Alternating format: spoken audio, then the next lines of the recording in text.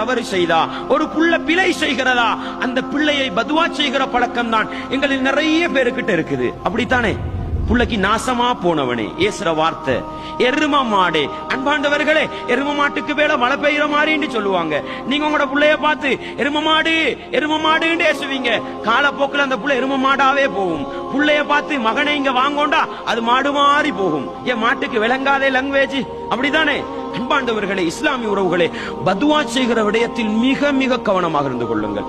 மிக மிக கவனமாக இருந்து கொள்ளுங்கள். அன்பாண்டவர்களே, இஸ்லாமிய உறவுகளே, சில நேரம் நாங்க பெத்தெடுத்த புள்ள சில நேரம் தவறு செய்யும், பல நேரம் தவறு செய்யும். அந்த புள்ளைய பார்த்து வாய் கூசாம ஹராங்குட்டி அப்படின்னு சொல்ற பெற்றோர்களை பார்க்கிறோம். வேண்டாம் சகோதரர்களே. ஹராங்குட்டின்னா என்ன அர்த்தம்? உங்களை கொண்டு போய் குழி தோண்டி உங்களை கழுத்து வரைக்கும் புதைச்சி கல்லடிச்சு கொலை செய்யப்பட வேண்டியவங்க நீங்க. உங்களோட வௌத்துல சுமந்த புள்ளைய பார்த்து ஹராங்குட்டின்னு சொன்னா அது லேசான வார்த்தை.